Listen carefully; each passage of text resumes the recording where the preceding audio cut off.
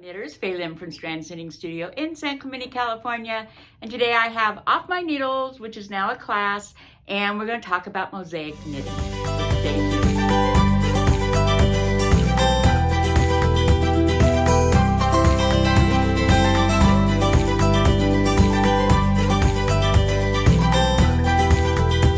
Okay, so I finished it. It's all done. Isn't it cute? So this is a mosaic knitting. That's why we're talking about mosaic knitting today, because I've actually done a lot of mosaic knitting lately. But this is mosaic knitting, and I'll explain that a little bit later. But this was so much fun to do because it's not hard, but it's very interesting, so it keeps your interest. But you're doing lots of things where you're just knit one, slip one, knit one, slip one, and then you have all these that are just knit rows. All this right here. So nothing in here is really hard. Just making sure you're counting correctly is the hardest part.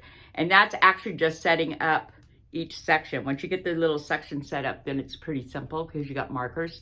But this is just a nice little like cowly thing, or like that kind of thing. And it's just a small scarf. It's just a little bit bigger. Like the Sophie scarves are really small. It just ties around here. This is just a tiny bit bigger. But this is where I'm a process knitter. And if you're a project knitter and you go, well, I don't know what I'd use that for, you're missing out. It's okay to knit some things that you may never wear. And I'm sure at some point you could find somebody that would want it. Just to be able to knit the thing. Like, it looks interesting, I want to learn how to do that, and you just knit it. Because you want to learn the process of knitting it. So that's a process knitter. And then there are project knitters where pretty much they have a project they need to do for somebody or something, and they knit because there's a project, they want to do something. And if they don't have a reason for knitting something, they pretty much like, well, why am I going to knit it? Well, because there may be things to do in knitting that nobody else is really gonna, maybe want, or it's a lot of work and you just want to do it. Like I know, see, for me, the more complicated something is, the more fun I'm having. And that's a buildup. So complicated for you, whatever level you're at the beginning, go up a step from a little bit more complicated, and work on it, and just enjoy the process of learning it. Don't be so hard on yourself, like, I keep screwing this up. Just keep trying to figure it out and enjoy the process of figuring it out. Yeah, you're going to probably rip out, but it's just a process. And if you sort of get that mindset going and not so goal oriented, like I need to knit this and it needs to be perfect and I have to get it done by this date, that's a whole different feeling inside of you while you're knitting, compared to this looks really fun to knit and I'm going to try to knit it. And I may or may not have somebody that wants it, but it doesn't matter, because the time I spent learning how to do it was worth everything, because it was enjoyable. So I know. So process knitting, project knitting. It's good to be a mixture of both, because yeah, of course you're going to be knitting things for people for a reason, but to also have that one or two or three things, over the year that you just want to learn how to knit it. And it doesn't have to be for something, but I just want to learn how to do that, is totally worth the time and energy. I think it's actually better because you're going to learn more, and there's no pressure for it to be, perfect for a gift, or somebody's going to like it or anything like that. It's just fun to do it because it's fun to do it. And that's okay. So this is a sport weight yarn, and there's one skein of each color, so it doesn't use a lot of yarn. But this process was totally enjoyable. It's not super hard. There's no purling. You're only knitting, and you're slipping stitches. And so, yeah. So this is going to be a class. In this class, hold on. Get my notes. So this class is going to be Saturday, May 30th from 12 to 2. Saturday, May 30th from 12 to 2.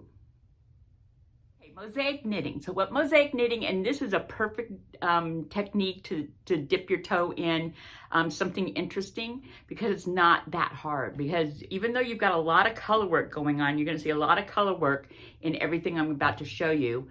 you're only carrying one yarn at a time. That's what makes it so amazing. So you're not like Fair Isle where you're having to carry two, or I don't know what other color works, but you know, there's lots of different ways of doing color work.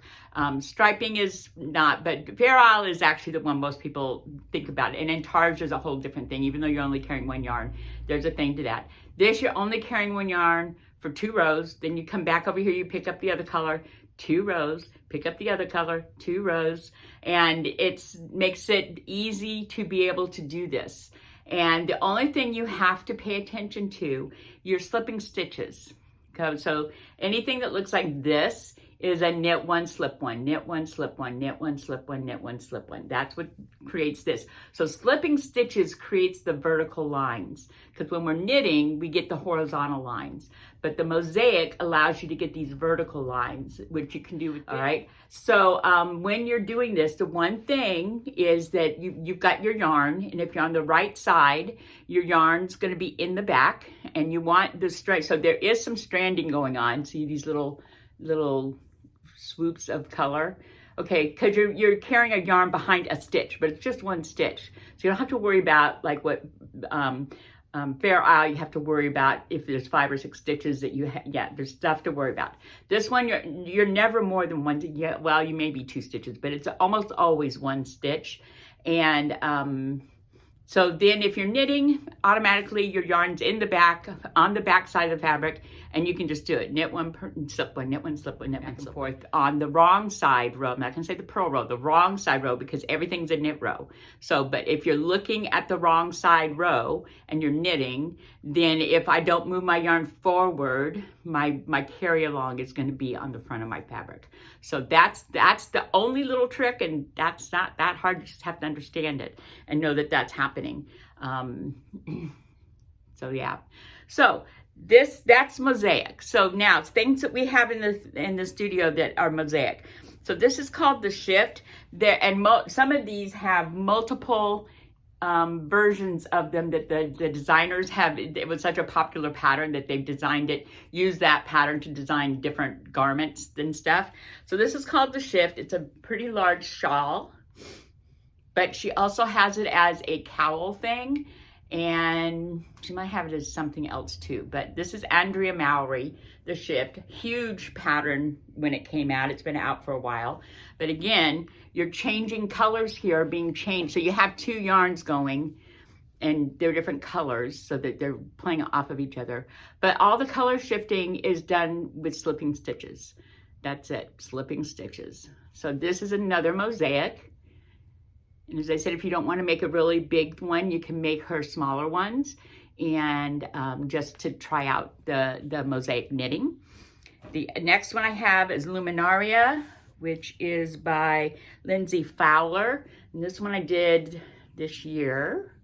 Is that the right? I'm not seeing my here. I've got light in here. So all the gridding gray stuff, those are slip stitches. Now this one is not all knit. This one is knits and purls. So the front side, you've got the knits, except for the slipping. So the vertical slips, the vertical lines going this way, those are your slip stitches. This line is actually just a purl row on the knit side, this line right here. But all the vertical stuff is slipping stitches, and that's how you get the grid on the fabric here. So you're still only carrying 1 yarn at a time, and yeah. So this one was a lot of fun. This is an iconic, well, the shift was iconic. This is also one of those iconic patterns called Pressed Flowers, which we've had in here quite a few years now. It's been out of quite a few years. And this is, this does have a bit of purling. The flowers are stockinette. The rest of it is all knit. And again, you're slipping stitches and creating this.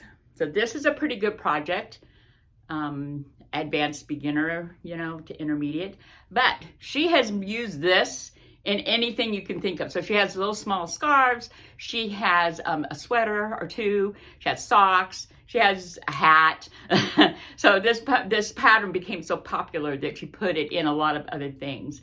But this is also mosaic. This is not Intarsia or Fair Isle. This is mosaic. So once you get it going, It's pretty good. Now this is a fingering weight yarn.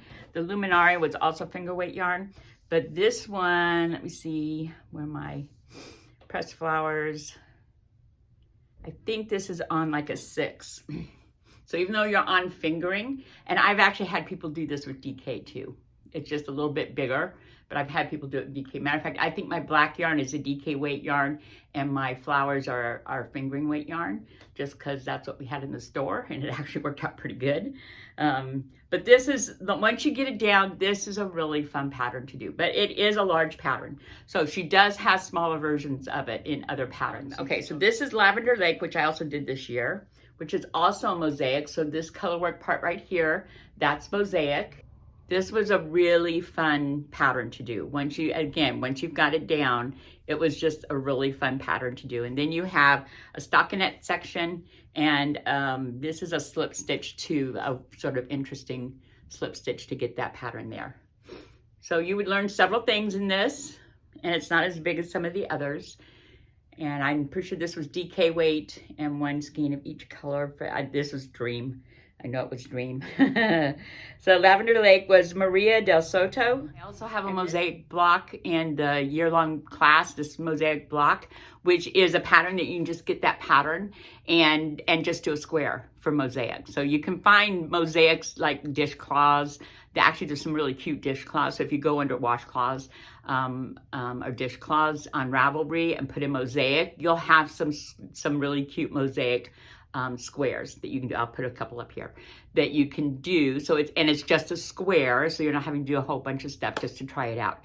And you can always almost find that in any kind of technique. You can almost always find a square, something like that you can try it out on and see if you like it and just try it instead of doing a big old project. So, all right, and that's it for today.